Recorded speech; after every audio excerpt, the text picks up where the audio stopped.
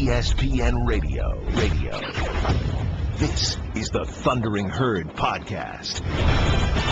Oh, it's the Herd on ESPN Radio, wherever you may be, however you may be listening. Thanks for making us part of your day. Presented by Progressive Insurance. All of our guests via the Subway Fresh Take Hotline. Simulcast on ESPNU. Also, check us out, Sirius XM Channel 83. About 10 years ago, the human genome, a complete set of genetic information for humans, was entirely mapped out. About 10 years ago. So we now have, it's the DNA code for your entire body. It's entirely mapped out now. It's called the human genome. And I do think they made one little mistake. I think there's a gene out there they maybe looked past, didn't show up. It's called the worship gene. And here's what's really strange about the worship gene. Women have it until they're like 17, 18, and then they stop going to malls to watch Debbie Gibson and Justin Bieber. Now, women are oddly attracted to the royal wedding in their 30s, 40s, and 50s. But the worship gene works differently with men. They get it at like 15, and it mutates and gets much stronger. And women, teenage girls, 99% of women, they lose that worship gene. It's like, oh, okay, now I'm a grown-up. Men, it just gets worse. They call radio shows and scream and argue, take silly positions, defend people to the very end when it's obvious they don't know what they're talking about. And I'm asking all scientists to please find the cure for the worship gene, because it's making men look stupid. Bill Cosby, by the way, is a rapist. Obviously, 25 different women have come up, various decades, and said, not connected to each other, successful women, different walks of life, mostly didn't know each other, and said, he raped me. And guys mostly defended him. People did. These women didn't need money. Many were successful. And millions of people with the worship gene defended their celebrity. This is what happens, the power of celebrity, worship. And now this morning, 2005 unsealed testimony. Newly unsealed testimony's coming out. Cosby admits it. Now all those people are like, okay, well, I did have a feeling. Oh, really? What a Sharpie. Congratulations. Raped 25 women. You had a feeling maybe he was a rapist. Ooh, pat yourself on the back for that one. You are a Sharpie. I mean, I see this in sports. This worship gene, this man worship, Joe Paterno, Ryan Braun. You do realize that the PED tests, leagues don't want players to fail. They're praying they don't come up positive. So when they do come up positive and it gets out, leagues aren't happy. It makes their sport look bad, lacking integrity. They're not rooting for players to get busted. They're rooting for players to get a negative. So if a test comes out and the guy says, I didn't, he did. Always. But people get so emotionally connected to stars and celebrities and fame, they just lose common sense. You see this on social issues all the time. If you walk up and say, yeah, climate change, you are a liberal. It's not a liberal-conservative debate. 97%, look it up, of scientists say the climate's changing. It's getting more severe. It's man-made. That's not a liberal take. That is a scientists overwhelmingly are saying it. I live in Connecticut. Our summers now are like Florida. They weren't like that 7 years ago. The anti-vaccine crowd, data, proof. Nope. They don't want to hear it. Vaccines are bad. That's not a conservative take. Data, proof, scientists, doctors, medical experts. People get so entrenched emotionally. I call it going blind. None of us want to go blind. It used to be about cataracts. Now it's about emotions and cataracts. People go blind. Joe Paterno. Vaccines. Global climate. Ryan Braun. Celebrity rapist. Take the emotion out of it. I am begging scientists to find the worship gene. Look at how many people defended Bill Cosby. You can appreciate somebody's work. You don't have to wear a jersey with their name on your back. Your son looks up to you. I have Drew Brees on my show today. You shouldn't have his name on your back. Have yours. Please, scientists, I know you've got a lot of really important things to worry about. Solve the worship gene. In sports radio and political radio, it's embarrassing. It mutates in men. It gets stronger. I mean, the Bill Cosby stuff, I sit here and I could take calls for hours today. People still defending him. Are you out of your mind? 25 different women, 4 decades. It's like these 9/11 truthers. Are you mentally deranged? It's incredible. I guess it'll employ me for the rest of my life. You know, sadly and curiously, I guess it'll keep me working somewhere. I guess it's good for me in a weird way, but the man worship is just sad. Thankfully, women lose it at 17. For us, it gets stronger every decade. The angriest people with Paterno were in their 60s. Start your day at Subway with a bacon, egg, cheese topped with new guac. Subway, eat fresh. I also saw something yesterday that is, it's terribly troubling for me. There's pictures all over the internet of Dwayne Wade, Carmelo Anthony, Chris Paul, and LeBron James vacationing together. And I don't know why this bothers me, that Melo is allowed to hang with these other 3 great play both ends of the floor players. How can LeBron and Chris Paul not turn to Melo during dinner and say, would you mind passing the wine? Probably the only thing you ever pass. Hey, Melo, you'll be sleeping in the basement tonight. I mean, they've got to at least take a couple digs at him. Pick off his plate. You can't even defend your plate. It is so... Melo is hanging out with LeBron, Chris Paul, and Dwayne Wade. First ballot, both ends of the floor, guys. Melo is the Zach Galifianakis. Remember the movie Hangover? He's the Zach Galifianakis of that group. You're not really wearing that, are you? Wearing what? The man purse. It's where I keep all my things. Get a lot of compliments on this. Plus, it's not a man purse. It's called a satchel. Indiana Jones wears one. So does Joy Behar. It troubles me. Stanzik found this story because he loves Melo. And he goes, what do you make of this? And I'm like, all I'm saying is Wade, Paul, and James at least had to take a few digs at him during dinner. Hey, what do you want, Melo, for dinner? Let me guess. Shellfish? Selfish? Shellfish? I mean, is that part of your stand-up act? If they don't take a couple of shots at that guy, I mean, it bothers me. Bothers me that Chris Paul is wearing a CP3 shirt. I know, that was weird, wasn't it? That was a little odd.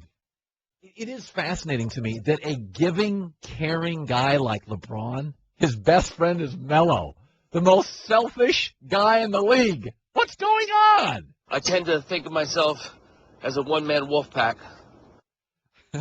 I can't figure it out. I love everything about LeBron.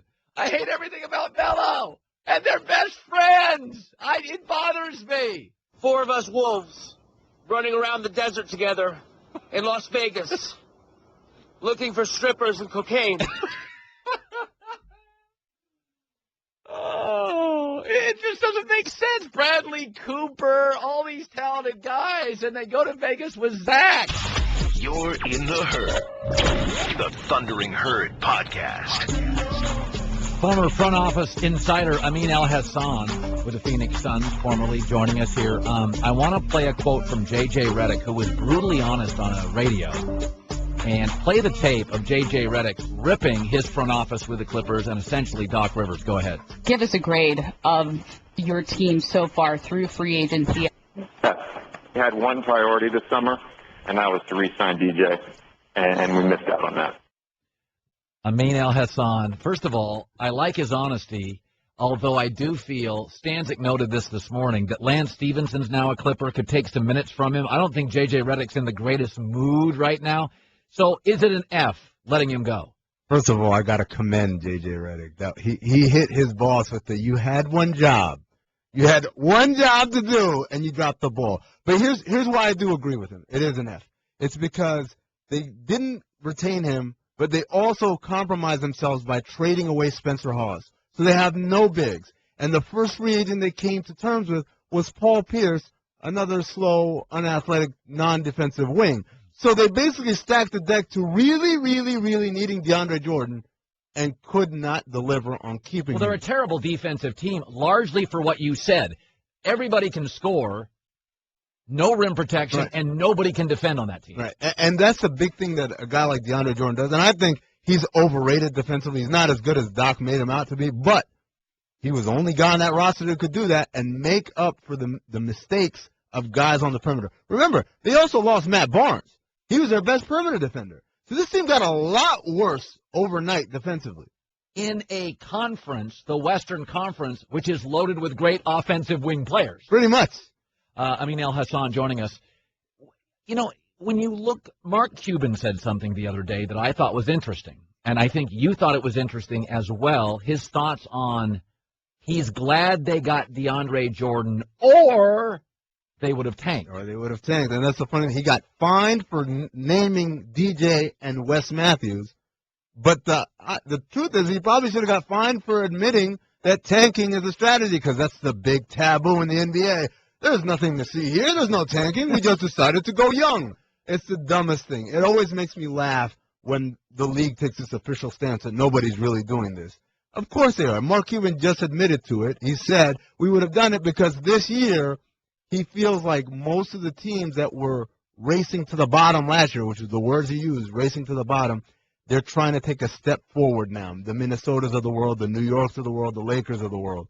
So it's kind of silly that he can make that comment and get away with it, but get fined because he named the name of guys we're going to sign with him. I want to ask you, we got into this yesterday, that because of rule changes, sports change. The NBA is more offensive now because they got rid of the hand check and the shoulder shot, or the armbar. Armbar.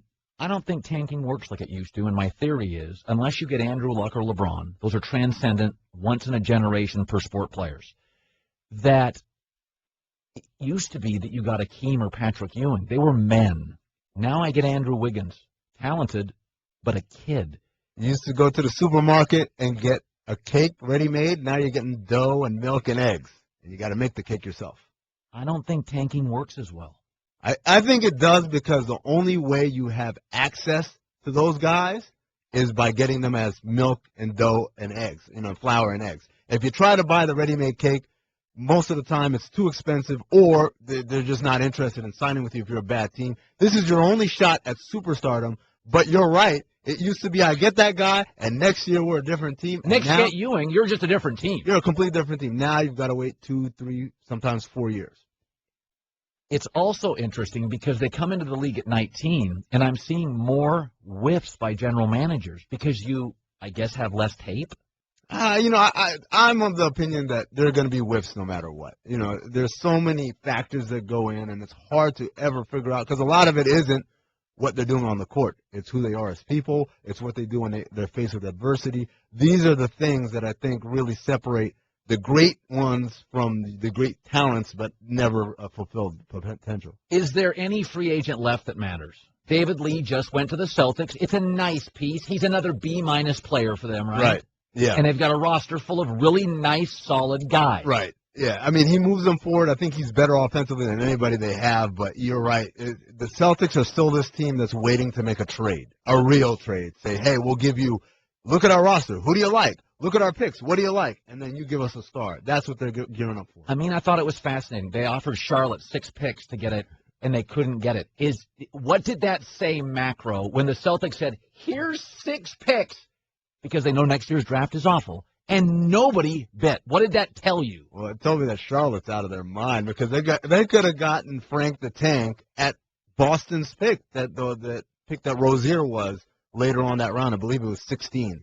So Charlotte could have taken that deal, still gotten their man, and had a great little stable of little things to deal with. And, I mean, I don't know. Frank Kaminsky better be a hell of a player to make up for the fact that they passed over that deal.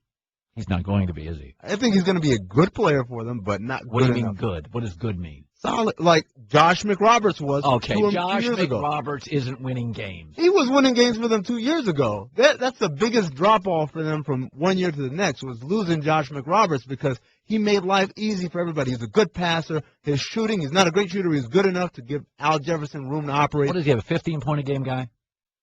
Something like that. He's the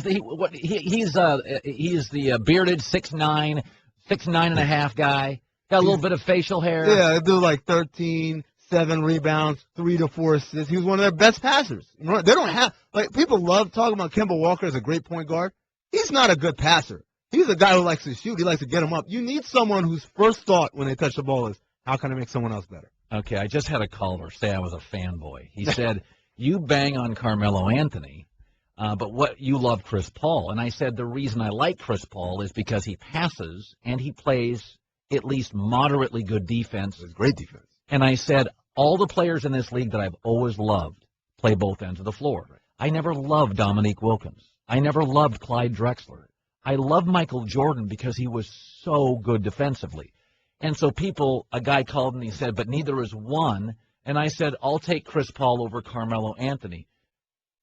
So You're being a fanboy. Okay, so guy called me a fanboy. So how do you sum up? I would, if I could start my team with either, I would start it with Chris Paul. Right, I would too. I think for the reasons that you just said, he makes other people better. One, which is the superstar threshold, right? You make other people better. Yes. And two, you're right. He defends. He's actually one of the best, if not the best defender we have at point guard position In the league. in the league. You know. Did you hear that, Stanzik? Yeah. Why don't you ask him the question that was on the screen? Who's had a better career to this point? I would say Chris Paul. Because here's the thing. Carmelo Anthony has always been maligned with, you're not a winner. You know, I don't think people look at Chris Paul as not a winner. They look at, he's had tough situations as far as the teams he's been on. Couldn't we argue that's the media liking him and not liking Melo? You got a climate change take over there? A vaccine take? Oh, man. No, but you know, it's true. And when it comes to Carmelo Anthony, there's also I don't want to use the word quitter, but there's definitely a kind of like, this isn't going so well. I'm gonna pull the plug on this. You're saying what a lot of people say in the league. Nobody says that about Chris Paul. Right. It was so nice to have an intelligent NBA insider with real data on the show today. You're being a fanboy. Hey, my best remaining free agent, Doc Rivers, if you're listening. I got it's a cheat sheet for you. You can go on Insider and check it out. Great seeing you, man. Thanks a lot, Colin. I love embracing. He's like a climatologist on climate change. You're getting data here, okay? No crazy kooky theories here. Can he stay for the rest of the show? Yeah, it's unbelievable. Just dump on Melo for 2.5 hours. It's the herd. Geico presents Strange Saving Stories. Astronomers detected an interstellar transmission. It stated, Geico, 15 minutes could save you 15% or more. The implications were staggering. Was the cosmos telling us we could all save hundreds on car insurance with Geico?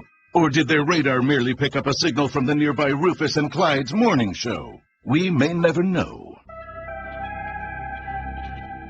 Geico. 15 minutes could save you 15% or more on car insurance. A lot of you are confusing, and I don't even know why I have to explain this. A lot of you that say Melo and Chris Paul are the same player, because neither's won a title, you're missing the point. If they were the same player, then if you polled 30 general managers in the NBA and say, who would you start your franchise with? If they were the same player, then 15 would take Paul and 15 would take Melo. Amin Elhassan just said as he walked out of our studio, he goes, if you polled general managers, including Phil Jackson, all 30 would take Chris Paul over Carmelo to start a franchise. 30 to 0 would take Chris Paul. Don't confuse results with the player. Robert Ory's got 7 titles. Dickie Simpkins has 3. Karl Malone doesn't have any. He's significantly better than both. He could probably beat both simultaneously in a game of one-on-one. Stanzik, you are the biggest Carmelo fan at this company. If you're a general manager tomorrow of an NBA team, they're both available. Who do you pick to start your franchise? I love Melo, but I'm not an idiot. You take Chris Paul. It's not even close. One of them is an elite defender. One of them's a leader. One's not a quitter. One's in elite shape. One makes others better. Don't fall into this, results. Andrew Luck And Trent Dilfer would be the first to tell you this. Andrew Luck is better than Trent Dilfer. Trent Dilfer's got a Super Bowl. Andrew Luck doesn't. Okay? Results are, nobody can win by themselves outside of LeBron in this league. I mean, he's even Michael Jordan went 8 years college to pro, couldn't win college or pro titles. He needed Pippen. He needed a coach. He needed Rodman. He needed help. So that you're confusing the player. Well, neither's won a title. They're both the same. Well, John Stockton didn't win a title, and millions of other point guards didn't. But Stockton's a better player than those other point guards. So I don't even know why I have to talk about this. It's obvious. I mean, in basketball, outside of like LeBron James, he's the only player in the league that literally goes to every team and they're a playoff team. Even Kevin Durant goes to a lot of teams. They're not a playoff team. So don't confuse the two. Chris Paul and Melo are not anything like each other. One makes everybody better. One makes nobody better. One's about winning, though he hasn't enough. One's about scoring. And totally different players. Completely different players. One is totally respected around the league. One isn't. One's a ball hog who refuses to get in shape and play defense. Matt, you're in the herd. Go ahead. Hey, Colin, love your show. I was wondering, do you think it makes a difference in people's opinion that Chris Paul, instead of going to the Lakers like he originally going to, he went from a small market team to the Clippers, a struggling franchise, and he's the best player they've had. For the record, by the way, Matt, time. Matt, when the Clippers got good? When Chris Paul arrived. Blake Griffin was already there. I would agree with that. They were an embarrassment for 3 decades in this league. They became a non-embarrassment when Chris Paul arrived. I mean, Blake Griffin, so anybody that doesn't get Chris Paul and is knocking him for a lack of titles, Doc Rivers is now the general manager. I love Doc Rivers. He's not a very good general manager. I love him as a guy. I like him as a coach. I think I like him as a guy more than anything. But I mean, these some of these arguments, they're not that close. And I say this. Remember the day Deflategate came out, and my staff was shocked. Vince was shocked. Stanzik was shocked that I hammered Brady. And when the Wells report came out, Wells report, I hammered Brady, and all of you went, I can't believe Colin. And when Lane Kiffin got fired, the next day I came on the radio and I said, he should have been fired. You think I love Brady. You think I love Lane Kiffin. I love honesty because it's my only tool. I don't have the biggest brain, the best voice, but my honesty, I'll put it up against anybody that's ever done this. I'm not a fanboy. I don't care. I don't care who wins the games. Just be interesting. I've hammered Brady on Deflategate. You think I worship him. I've hammered him. You know who's defended him? Local radio guys and media in Boston and their fans. When Lane Kiffin got canned, I said, I'm sorry, you can't beat Washington State at home. You got to get canned. Sorry, you're out of there. You can't be that many years into a program and you can't get first downs against Washington State. Eastern Washington scored 45 against Washington State. You scored 7 with USC's talent. So I think you guys think I am rooting for interesting. I want the Lakers to be good and the Yankees to be good and Duke basketball because sports is more interesting than the traditional. But individually, if I like Calipari because he's a good guest, if he got caught cheating, boom, get him out of here. I don't know if I can take another call. I'll try You're one. being a fan, boy. Derek, go ahead. You're in the herd. Hey, Colin. I'm from rural Indiana, which I know you mentioned before. But two things here. I recently got involved with a company, and I think of that worship thing that you're talking about. And for me, in particular, I'm sort of guilty of that. I grew up in Indiana, loving Indiana basketball, everything to do with it, and looking up to some of my heroes. But I think what happens over a period of time, all these people calling into these shows and so forth, is a lot of these guys are, it's what they have to look forward to. It's pretty sad that, when you're young and you idolize these people and you grow up and you're still idolizing, the likes of Larry Bird, Damon Bailey from Indiana. And for me personally, I love basketball players. I look at LeBron James and Carmelo and what you're talking about. And as a high school basketball coach for 16 years, I look at Carmelo, and he doesn't make players around him better like LeBron does, like a Chris Paul. No, never has. No, he never has. He is a scorer on the wing. That's all he is. To compare him and Chris Paul, not a GM in the league would take Melo over Chris Paul to start a franchise. Not one. Not one. And maybe Phil Jackson, because I've seen some of his moves. But I think even Phil Jackson would go, are you kidding me? I'll take Chris Paul tomorrow. Clippers were a national embarrassment for 30 years. Chris Paul arrived, they're good overnight. And that's pretty easy to figure out why. Makes everybody better. Makes J.J. Redick better, Jamal Crawford better, Blake Griffin better. He made DeAndre Jordan, period. Want more of the Herd? The Thundering Herd Podcast. Joel McHale, and I'm from Washington State, grew up a Husky fan, still a season ticket holder. And about 3 or 4 years ago, I found out that Joel McHale, who's hosting the ESPYs, comedian, writer, and he does a lot of things. I wouldn't label him as anything. All comedians are writers. He's a host. He's a writer. He's an actor. Hosts the Soup on E, outrageously funny. I found out that he played tight end for the Huskies, and I just don't remember Joel McHale. And I thought I knew every Husky. Were you second team, Joel? How much did you play? I was like eighth team. Okay. Which they barely let us in the stadium. Okay. All right. That explains and they something. don't let us wear helmets. Okay. Okay. Which really ups the ante for the eighth string. I was a walk-on, and I was cannon fodder.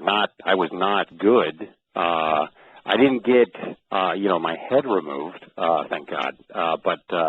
But no, I was cannon fodder, and I was on scout offense the whole time, and I made those defensive guys feel terrific. How big are you? How tall are you? I'm 6'4".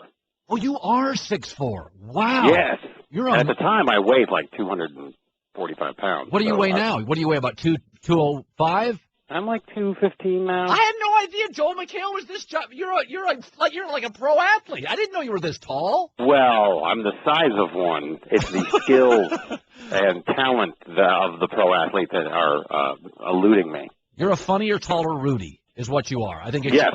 Okay. They even tried to make a movie called Funnier, Taller Rudy, and it was just kind of sad. And it was going to be called Gangly Gary.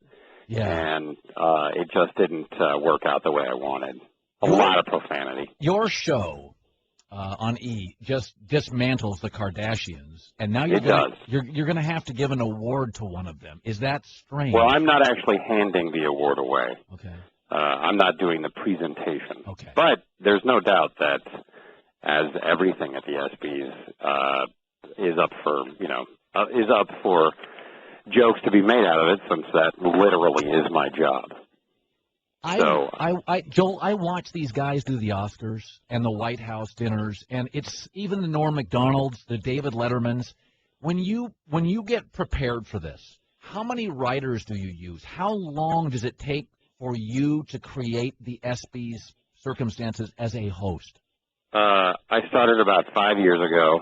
And we have 1,400 writers. So 1,400? We've also designed an aircraft carrier.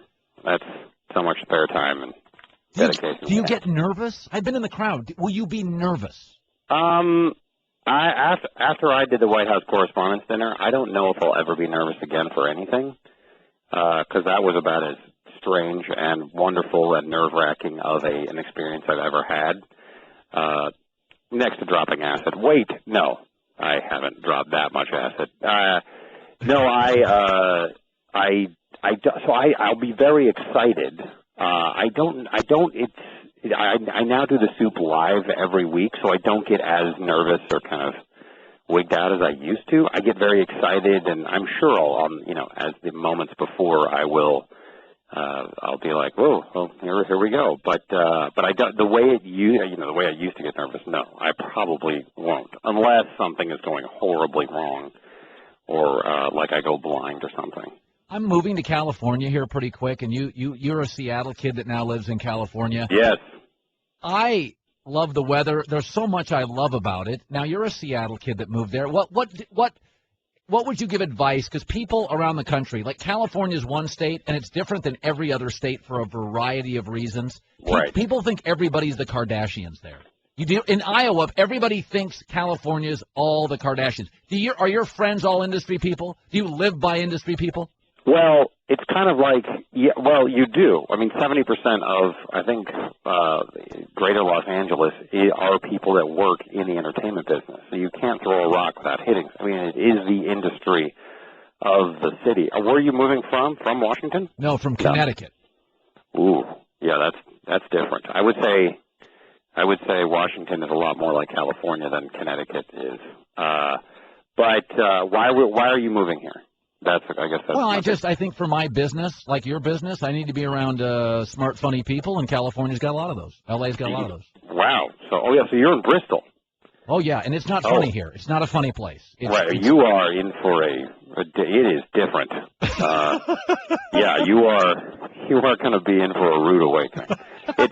Well, if you're moving to Los Angeles, it is possibly the ugliest city and the most beautiful city in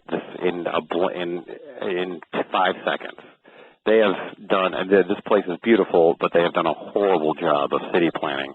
So you will see the most beautiful Art Deco building you've ever seen in your life next to the most terrifying burned out strip mall that you would never set foot in. So that's how I kind of always see the city. It's a constant beauty and terror. But people take for granted how big it is. It is huge. It's like someone took New York and smushed it down and it's spread out. There are so many people here. So if you have a problem, I mean, it's not like New York where you are shoulder to shoulder all the time. Everyone's sitting, hiding in their domicile. So you don't see as many people, but it is, I really love it. And like Anthony Bourdain even said, right now in America, the most exciting place for food is Los Angeles. Think about that for a moment. I like food. All right, that's good. But you're a West Coast guy. I mean, you literally grew up on the coast, right, in Grayland? How do you know that? How in the hell do you know that? Because when it mentions you're from, just like any other Washingtonian, when you hear, oh, he's from Washington, then you go, where in Washington? And then you see the city of Grayland, and you go, well, that's not something you read every day. Why?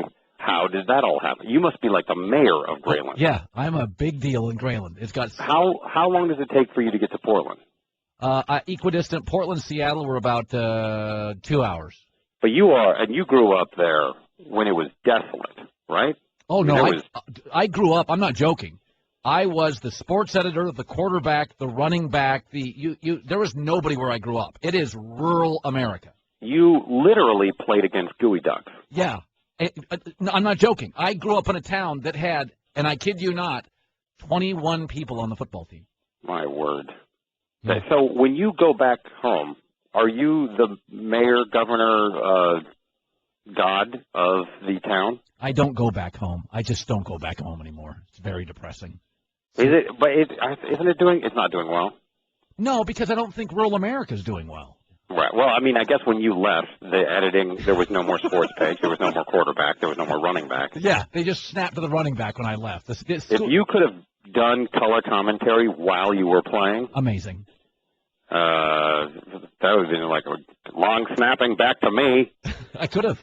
He drops back, me, I drop back. I mean, there's the same receiver I've thrown it to in every other play. Are you going to do any Bill Simmons jokes, or have you been told stay away from that, Joel McHale? I don't think they want me to do Bill Simmons. Okay, I just had a feeling. I had to ask that. I think that is the probably not. My guess is they would not like that. Yeah. I don't know if Bill would be objection. I think Bill would probably be fine with it. But maybe they would. You know what? I'm going to pitch some Bill Simmons jokes today. But there are so many huge stories, and the monologue, once you get introduced to the point, once you get introduced, you finally get out there, and then before you toss to the first award, it ends up being not much time, about 5 minutes. Wow. So maybe if you can squeeze it, you can maybe get it to 6 to 7, but it's not as much time as you want, and you have to include as many of the big sports stories and championships and scandals and personality. You have to include all that stuff as quick as you can if it's a traditional monologue. July 15th, 8 Eastern, ABC. Yeah. Will you be here? I will be here. What if I was there? Would you say hi to me? I would, from the crowd, go, ladies and gentlemen, Graylin Washington's finest, yes. Sports editor, quarterback, milkman, Colin Cowherd, ladies and gentlemen. I mean, you're literally. I know you probably got a lot of heat for it, but your last name is literally Cowherd. I know. So you were in a rural town, named with the last name. If anybody was supposed to stay in that town, it was you. Yeah, I guess you could look at it that way. Right, you said no. Bristol, Connecticut, my friends. I got to go, Joel. We're up against that stupid clock thing. All right. Well, I hope you're keeping everybody up to date on Wimbledon. I am. All right. Joel McHale. Thank you, Joel. He makes a really good point. I came from rural America, and my last name was Cowherd. I'm the one guy who should have never left that town. I'd never thought of it that way.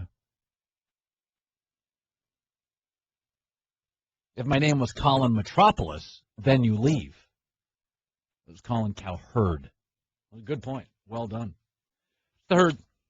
And now, for Geico's edition of Stuff Found in Your Car, we go inside your side door pocket. Hello, yes, the crumpled receipt with gum in it. From your anniversary dinner, you sprang for expensive wine, your server was Beth. That dinner was a couple $100. Money you could get back if you switched to Geico and saved hundreds of dollars on your car insurance. I bet you'd save that receipt. Frame it even. But really, where did I go wrong? Was it the portage fee? Geico. 15 minutes could save you 15% or more on car insurance. Visit geico.com today. The Herd on ESPN Radio is presented by Progressive Insurance. Inside the Herd. Ty, you're in the Herd on ESPN Radio. Ty, go ahead.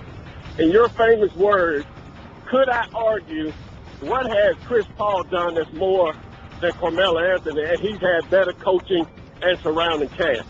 Well, Chris Paul plays defense and passes. But it hasn't turned into anything. Well, Dan Marino didn't win titles. No, you're being a fanboy because you like Chris Paul. No, I like him because you're being a fanboy. No, I like his game.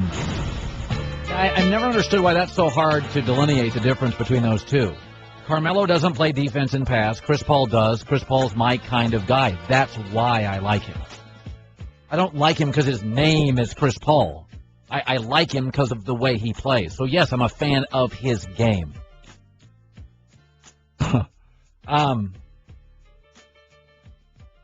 Should we get to my... I got to tell you this story. Paula Deen got in trouble again. On Twitter, there was a photo with her son in brownface, and she got in trouble again. And can I just say this to public figures? I am amazed how many people get in trouble on Twitter. And I don't understand it. I don't think it's that hard not to get in trouble on Twitter. It's not there for commentary on major social changes. It's there to be funny and light and breezy. Instagram is there to give people a little glimpse into your fun life. I told the staff this morning we should have a PSA for all celebrities about their Twitter account. We should, because this is another person getting in trouble on Twitter, and I don't think it's that difficult. Are you a celebrity? Are you verified on Twitter? Your employment may be in jeopardy. Do you have somebody tweeting for you? Get rid of them right now and stop making commentary on major social issues. You know, the other thing on Twitter you fans do that is kooky madooky, you guys, you go to Twitter before the game is over. You ever notice that? Guy will go on Twitter, it's third quarter. LeBron stinks, doesn't he? Oh, he just scored 42 and won. Can you stop going to Twitter, especially during football games? You're trying to roast me on Brady and Belichick, and you'll do it in the third quarter. The game's not over. So we've come up with a new PSA. Last November, remember, we addressed a serious problem for fans on Twitter. Thousands of Americans are falling prey to a hidden problem, and they may not even realize it. Look in the mirror and ask yourself, do I tweet too soon? Yes. The number of 15 to 45-year-old males that tweet too soon is just astounding. For example, "Hey Colin, I guess Peyton Manning proved himself in cold weather." And "Hey Colin, how much of a genius is Bill Belichick now?" Yes, both of these listeners suffer from tweeting too soon. Let's all help solve a problem sweeping the country. So take a seat and wait to tweet. A public service announcement brought to you by The Herd. Yeah, this Twitter thing, people it's all discipline. It's amazing how many people get in trouble on Twitter. So we try to make every day on this show, we want you to learn something. And we always kind of feel like we learned something prepping for the show, so we want you to learn something. Now, it is difficult for me because I know so much, but I like to learn something new every day. This morning, I actually learned something fascinating about a member of our team, John Lawrence. So there is a story that great former baseball pitcher Roy Halladay had never gotten a speeding ticket, ever. Yesterday, he got 2 in one day. Going 58 and 45. He never in his life got a speeding ticket. And he got 2 in one day. And I don't necessarily, I've probably had 1 or 2 speeding tickets. I have more issues with registration. I screw that thing up annually. I've screwed up my registration, my administrative issues, registration issues. I once had my car put in a flatbed truck. It wasn't registered. That's every year for me. The speeding thing's not. But we started talking about speeding on the show. And John, and we're just prepping for the show, we're talking about Roy Halladay, and John butts in and says... Yeah, from about 16 to 23 years old, I got between 10 and 13 speeding tickets. 10 and 13 speeding tickets. In like a 5 to 6 year period, you got a dozen speeding tickets. That was a little aggressive. Did you ever get 2 in one day? Yes. Are you within 45 minutes of each other? Driving to Ithaca. Are you a NASCAR driver? Why? How can you get a... I was very eager to get there. That is incredible to me. A dozen... Now, how did you get insurance? That's a great question. Did your dad pay your insurance? Yeah, he did. Did you ever wear a helmet? What? A dozen... Hasselbeck, how many speeding tickets in your life have you had? Life, put up a hand. So do I have 2. In my life. And by the way, I spent 7 years in Vegas driving a convertible Mazda RX-7. I should have had a 30. How, driving to Ithaca, you could have that's incredible to me. Well, for you, it's pretty hard to get a ticket if you have a driver. Oh, shut up. I don't have a driver. Oh, Hassel. That boo. Woo! Yeah, John! Woo! Give it to him! You guys are idiots. Boom, roasted. But isn't that a lot? Vince, in your life, he had 12. Colin Cowherd. The Thundering Herd Podcast. I said this hour of the show, you call me and you tell me how good you think your team is, and I'll be the honesty broker, because fans tend to worship men and worship their teams, and they're ridiculous. So, Zach, who's your team and how good are they? I am a diehard Boston Celtics fan. I think they are the best bad team in the NBA.